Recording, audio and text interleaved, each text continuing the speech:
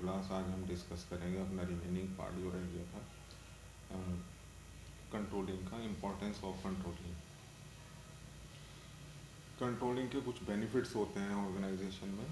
Controlling is the indispensable function of management. Controlling good control system help and organization in the following ways. Accomplish the organization goal.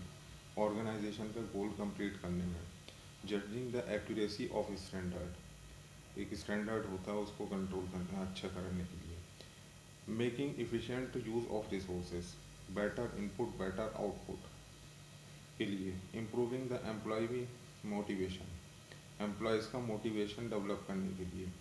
Ensuring the order discipline, the order discipline maintain करने के लिए। Facilitating the coordination in action, एक समन्वय बनाने के लिए जो employees के बीच में होता है उसको कंप्लीट करने के लिए। Limitation of controlling, difficulty in setting the quantitative standard, एक क्वांटिटेटिव स्टैंडर्ड में डिफ़िकल्टी होती है। Little control on external factor, external factor पे तो कोई कंट्रोल ही नहीं होता किसी का। कॉस्टली अफेयर, थोड़ा सा इसमें कॉस्टली भी लगती है। Relationship between the planning and controlling,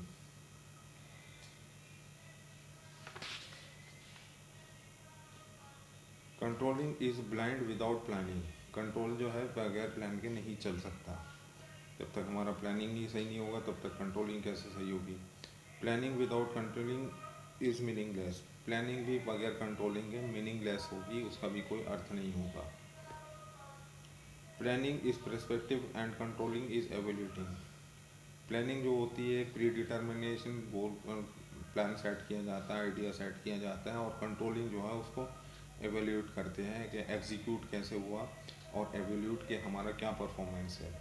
both are backward looking as well as forward looking, दोनों जो हैं अपने पास के एक्सपीरियंस को भी काउंट करते हैं और पर फ्यूचर ओरिएंटेड भी हैं।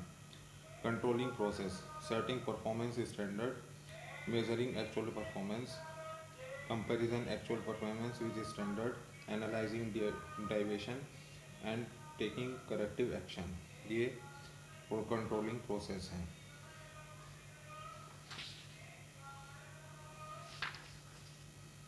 Setting performance standard, this step is controlling process establishing the standard of performance. Standard are criteria against with the actual performance is measured.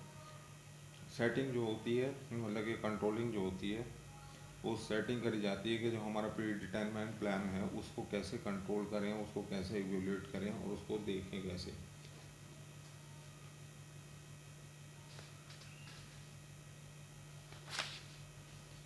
Measurement of the actual performance, जब control के ज़रिए हमें पता चलता है कि हमारा जो प्लान था वो सक्सेसफुल है या नहीं है, हमारा जो अकॉर्डिंग टू द प्लान चल रहा है सब कुछ, या फिर हमारा उस प्लान से हट रहा है। जैसे for example Maruti Udyog thoroughly check each part before assembling them into the car, कि जैसे कि मारुति कार होती है, कोई भी कार अपना बहुत सारी चीज़ें वेंडर से लेती हैं अपने, जब उसको असेंबल करते हैं तो चेक करते हैं कि हाँ उनका ये सब चीज़ें ठीक चल रही हैं, तब उसको चेक करते हैं।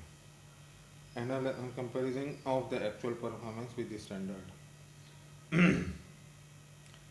कि एक्चुअल परफॉर्मेंस हमारे स्टैंडर्ड के अकॉर्डिंग है या नहीं है, उसके स्टैंडर्डाइजेशन, उसका क्वालिटी मैनेजमेंट, क्वालिटी कंट्रोल और उसका प्रोडक्ट का सही फंक्शन होना या एज पर देयर प्लान के हिसाब से उस प्रोडक्ट को होना। एनालाइजिंग द डाइवेटिएशन, ये और आगे करते हैं इसमें।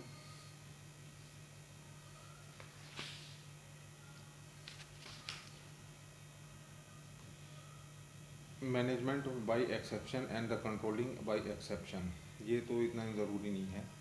इन actual the behaviour, in actual the cost labour is within the applicable range of the deviation say 2%, then it can be ignored.